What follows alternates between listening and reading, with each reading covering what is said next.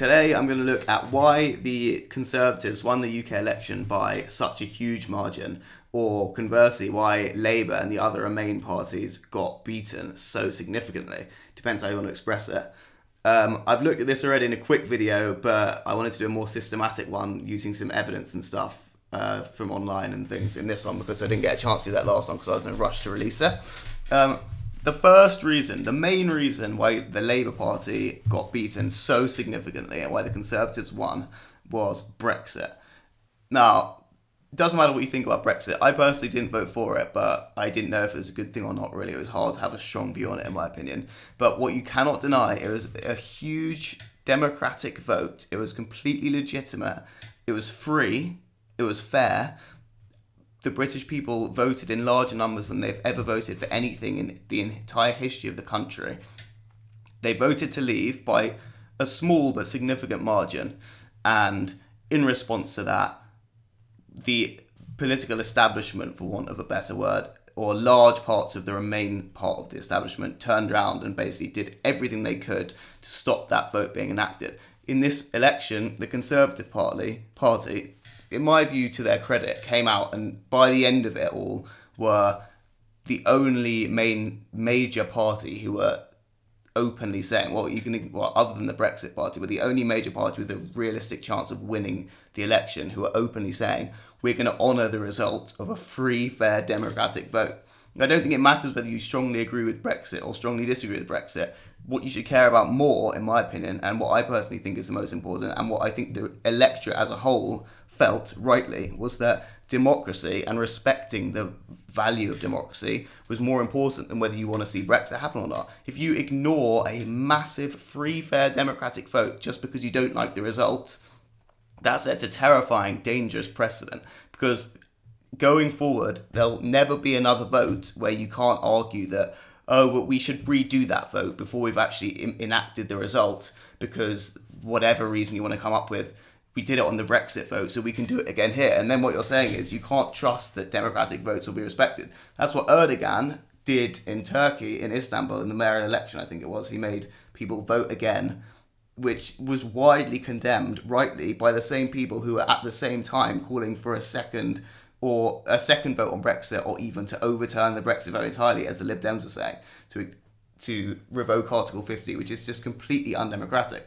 The electorate, which, don't forget, voted by a majority to leave, have put up with 3+ years of being told that their votes are being respected, when in reality the exact opposite is happening, by the parties who then sought their votes in the election, and that's why they're rejected. They didn't vote in those parties by a significant margin.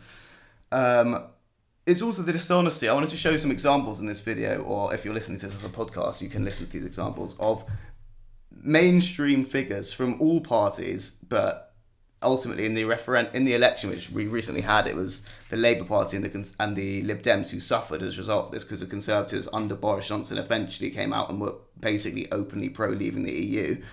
These are politicians stating completely openly that they will not seek a second referendum, that this is a once-in-a-lifetime vote, all of whom went on to do the exact opposite of this. And this is why I don't think it matters whether you're pro or anti-Brexit, really. So much of the country saw what was going on, saw it was so undemocratic in its nature, and rejected this form of politics. So here's a clip. We won't be blocking our country leaving the EU. Well, I'm not actually trying to thwart Brexit. I'm certainly not going to take steps to obstruct Brexit. There will be no second referendum. The second referendum argument simply doesn't hold water. No, I don't think we need a second referendum. I'm sorry, I'm not one of those people who thinks we should be calling for a second referendum. A second referendum would be very unhelpful. There's no second vote. Anyway, we will not be taking a decision like this. You get the picture. That goes on for ages. Sorry, I know that's a political video. I'm not endorsing whoever it was who made that video. It was just a useful combination. So you can see people like Anna Soubry, Chuka Umunna, various Labour figures, key Conservative figures as well, but more of the kind of Theresa May government ilk, saying over and over again, we're not going to call for a second referendum. We promise we won't. Many of them got elected in 2017 on the basis that they'd repeatedly said they wouldn't call for a second referendum. And they went to do the exact opposite. So the electorate were angry about that, especially Leave voters who made up Labour's core constituency in many cases. they rejected that, and with good reason, I think. I don't think it matters whether you think Brexit is a good idea or not. You should be able to condemn that if you're a Democrat. It's openly lying and openly refusing to acknowledge a result which went the wrong way, which true Democrats should reject, and that's what the British people did, I think. So that's one key reason. I also wanted just to point out, so there's so many examples of this hypocrisy which should be possible to talk about. Here's an example of one way in which people sought to overturn the referendum result was by saying that, despite saying there would never be a second referendum, they would definitely respect the result no matter what happened. Obviously, as predicted, they tried to use the courts at Gina Miller and Co. to stop Article 50 being enacted or implemented, or triggered, sorry. They then went on to call all the voters who voted for the referendum, or to imply that the referendum vote was simply a racist vote, to imply that it was not legitimate because Russian money and Russian bots had simply tricked the electorate into voting the wrong way, to say that it was all based on lies and so on. And then they finally ended up arguing that Parliament was actually sovereign and that anyone who argued against that was arguing against democracy. So they got to a situation where they were arguing that the result of a yes-no referendum should be followed was actually undemocratic. So it's complete double think. But here's a video of David Cameron prior to the referendum explicitly stating that argument is invalid. He's saying this is a decision to be taken by the people in the referendum. The parliamentary vote shouldn't matter. It's not a parliamentary issue, it's a vote by the people. So here's a clip of him saying that, which is exactly what we knew this before the referendum, and this is exactly what Parliament went on to argue was the opposite of what should happen. So it's useful to watch this with the benefit of hindsight. Forms we secure or whether we leave. Your decision. Nobody else's. Not politicians, not parliaments, not lobby groups, not mine. Just you. You, the British people, will decide. At that moment, you'll hold this country's destiny in your hands. Oh, it's frozen. This is a huge decision for our country. Okay. Perhaps the biggest we'll make in our lifetimes. And it will be the final decision. So to those who suggest that a decision in the referendum to leave would merely produce another stronger renegotiation and then a second referendum in which Britain could stay, I say, think again. The renegotiation is happening right now. And the referendum that follows will be a once-in-a-generation choice. An in or out referendum. When the British people speak, their voice will be respected, not ignored. If we vote to leave, then we will leave. There'll not be another renegotiation and another referendum. And I say to those who are thinking about voting to leave, think very carefully, because this choice cannot be undone. All right, so there you go. So that is yet another example of someone explicitly stating there won't be a second referendum. This is a once-in-a-lifetime decision. You're voting in or out, not, oh, do we want to vote for a certain type of deal or not? It was clear it's an in-out referendum, which means leaving the EU. Is it, do you want to vote for if you vote to leave, the Parliament will respect that decision and the government will respect the decision, all of which are arguments which people went on to explicitly say the opposite of in any attempt to overturn the vote. So that's essentially the main reason why in this election, because the Conservatives, whether you believe they'll do it or not, whatever, they came out and basically made the argument that they were the party who were going to honour the result. That's why so many key Labour constituencies switched and voted for Labour. Sorry, voted for the Conservatives rather than for Labour. I also think it's interesting to watch the way in which Labour spoke about the referendum in the campaign leading up to this latest election was so explicitly both unclear but also Orwellian in the double speak which we're seeing. So they would use the same phrase over and over and over again, which is people didn't vote for a Brexit which harmed jobs and the economy. But that's completely it doesn't matter whether you agree with that sentiment. Like, you can have a huge debate. I have no idea whether Brexit will be good for jobs and the economy. The pound went up hugely after the Conservatives were elected, but I have no idea whether it'll be good or bad. I'm not arguing that it will, but what I'm saying is arguing that people didn't vote for a Brexit which would harm jobs and the economy is just a complete misnomer, because people voted on a single issue, leave the EU or not. So what they're saying there is just completely untruthful. But not only that, they were deliberately unclear because they were stating that they were in favour of honouring the result, when actually what they were doing was trying to offer a binary decision between Remain light and Remain. And you can't argue that's democratic if what you're doing is taking the option to leave with no deal off the table completely. You're not giving people the option to vote for something, and the only reason you wouldn't give them that option is because you're worried they might vote for it, which means that the whole argument makes no sense. So here's a video of Emily Thornberry, who's now arguably a front runner to be the next Labour leader, making that argument, which I think is just completely double speak, and Leave voters unsurprisingly voted against that. So here she is. Listen. So what we're saying is this. Listen how unclear is that, and we've always said, that we campaigned to remain in the European Union. We lost the referendum. We woke up the next morning and we said, right, we're going to do as we have been instructed, but we have to look after jobs and the economy. Now, okay, we're going to do as we've been instructed, but we have to look after jobs and the economy. In other words, is we're not going to do what we've been instructed to do. It's the exact opposite of that. So bear that in mind. That's what I mean. It doesn't matter what you think about Brexit. I'm not saying it's a good idea. I'm not saying there aren't people who are arguably racist in some cases, or in many cases maybe who voted for it, but there are also many people who aren't. What I'm saying is that is the type of duplicitous double speak that people were rejecting, and it's undemocratic, and it's right that people rejected that, in my opinion, and I didn't vote to leave. You think about the logic of what it is that I'm saying and take it step by step.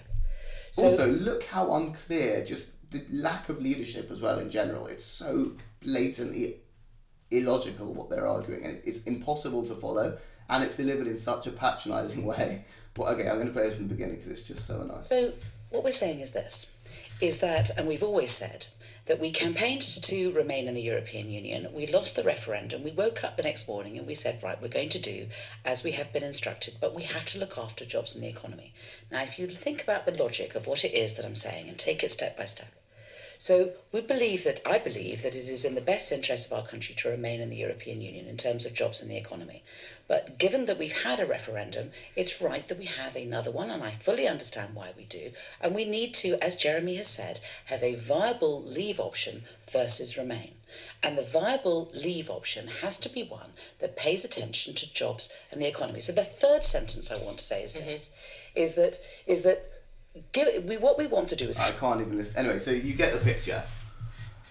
Another related issue, which the Labour Party... I just want to also point out that the Lib Dems explicitly wanted to overturn Article 50, despite repeatedly coming out and saying prior to the referendum that they would definitely respect the result, and that anyone who saw a second referendum or who sought to not respect it was explicitly anti-democratic. They then did a complete U-turn and started trying to overturn it, which is actually going to be looked back on, I think, in the future as an embarrassingly undemocratic position to have adopted.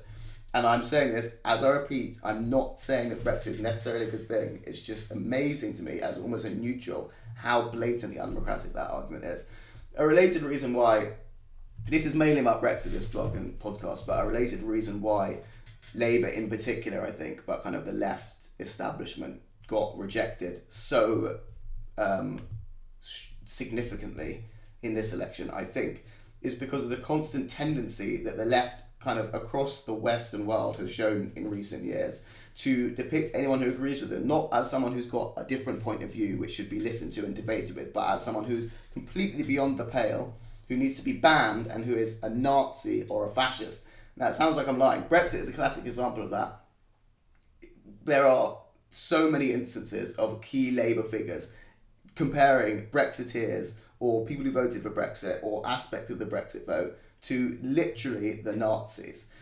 Here's an example. David Lammy saying that Boris Johnson should not, and his ilk, should not only be debated but should actually be not allowed on the airwaves, despite the fact that the public went on to elect them by a landslide. So what they're arguing is that the vast majority, or a massive number of people's views in the country shouldn't count, shouldn't even be allowed on TV because they're so toxic. That's essentially works out to be explicitly anti-democratic again, and also completely hysterical. So here he is. So this is David Lammy, who argued that the ERG, basically the key Brexiteers, politicians, calling them Nazis or making comparisons between them and the Nazis and the KKK, didn't go far enough. That's a direct quote. So he's essentially saying that those people, Brexiteers, are worse than the Nazis.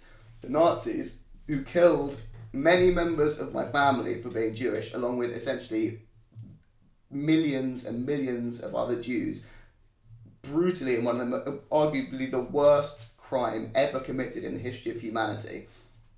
Lamy is saying that comparing the ERG to the Nazis doesn't go far enough. That is actually offensively historically inaccurate. It's degrading and devaluing the significance of what happened in the Holocaust and in World War II to make a short-term political point. And people rightly rejected that. It's especially ironic given that. So, okay, here's a tweet by Jess Phillips. She said, "I've been in France this week with my French family who hid the resistance in their cellar while the Nazis occupied. Vive la resistance." She's comparing the debate about Brexit to her family or resistance fighters in France fighting the Nazis. It's completely historically inaccurate. It devalues the Holocaust and the events of the Second World War and the bravery of the resistance to make a short-term political point. It's completely objectionable. You know, this is David Lammy saying that Boris Johnson shouldn't be allowed on the TV, or that key figures in the Brexit debate shouldn't be allowed on TV. Off on this on behalf of my constituents, and the BBC should not allow this extreme hard right fascism to flourish. And often okay, so there we go. It's always the instinct to ban anyone you disagree with by smearing them as Nazis or as extreme far right, when in many cases they're just people who disagree with you. To move off from Brexit very slightly, just to get towards the end of this, there's one final reason I think which people so seriously rejected that worldview, and actually that is a tendency of the left, is to make the argument not only about Brexit but about a whole sweeping range of issues where, whether you agree with the left or not on those issues, if you don't adopt a particular left line on any given issue, often they're very complicated, nuanced issues, they will instantly try to get you no-platformed, like you'll see with conservative or even middle-of-the-road commentators in the US and the UK on campuses. For example, as I mentioned in my other video, I'll put a link to it somewhere up here, Mariam Namazie, so I'll talk about that in a sec, but when these people try to speak in universities, the same left-wing figures who call everyone else Nazis will be trying to get those people banned. So this is now expanded into the Brexit debate and into this election, but this is something which has been kind of consistent across a range of issues of late. So Mariam Namazie, she's a secular left-wing feminist from Iran. She came to the UK to try and give a talk in a university, Goldsmiths and Warwick, I think, about why she's against Islamism, because she's grown up under a theocratic regime and wants to argue against that extreme form of patriarchal, bigoted, reactionary rule. And instead of siding with her, the same form of left-wing dogma was used to try to shut her down and ban her from speaking on the basis that it might be offensive to people who had sympathy with Islamist views, essentially. So that's one example of it, but there's the same logic here being applied to Brexit. Now, I'm not saying there aren't some people who supported Brexit, or there aren't aspects of the Brexit vote which, personally, I have a lot of problems with, but calling leading figures worse than the Nazis is very offensive and deeply illiberal, and people are reacting to that.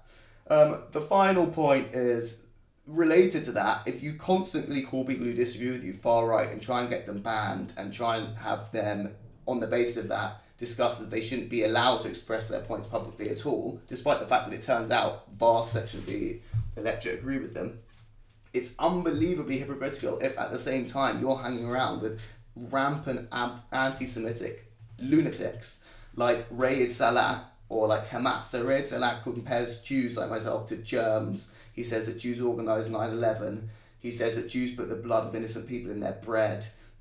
The most anti-Semitic stuff you've ever heard. Corbyn is on video hugging him, despite the fact he said he hadn't, I think. Corbyn has called Hamas his friends. I've made a video about Hamas. I'll put a link to that up here somewhere. Hamas make videos for children where children are encouraged to shoot and stab Jews. So actually, I'll find a video of that now. Here's a video of that. So these are the people who Corbyn called his friends, whilst his fans are calling for everyone else who disagrees with Corbyn and co to be banned from speaking at all. So enjoy.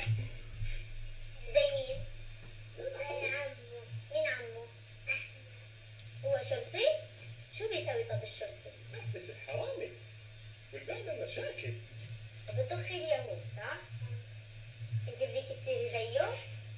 ان شاء الله لما تكبري. يلا طخي اليهود. كلهم؟ كلهم؟ طيب. What? Okay, yeah, so that's the people who Corbyn and co have no problem hanging around with and calling their friends and speaking at speeches with extreme Islamist banners flying and so on. It's the most vehemently anti-Semitic bunch of people, and not just anti-Semitic, anti-gay, anti-Christian in many cases, groups you can imagine, and that's just given a free ride. So again, I think people reacted to both the hypocrisy there and just to the nature of the people he's been hanging around with. So that's just kind of a few thoughts. I wanted to go into a bit more detail than the last video on why it is that the election result was so resoundingly against that worldview and in favour of whatever it was the Conservatives were offering. I'm not sure if this is a trend which is here to stay, but I think in large part it was a reaction to the undemocratic way in which Brexit was discussed by large parts of kind of the Remain establishment and Remain parties, and also the censoriousness and illiberalism of parts of the Corbynista left, and their increasing apologism and tendency to make excuses for or even associate with, like, too commonly extreme groups, especially anti-Jewish and anti-Semitic groups. So that's my thoughts on that. Thanks very much for watching. If you could, this is the E2 Review. We're also available as a podcast. You can search for E2 Review on iTunes or E2 Review on Spotify. If you could give us a like and subscribe to the channel, that really helps us grow it. Thanks for watching.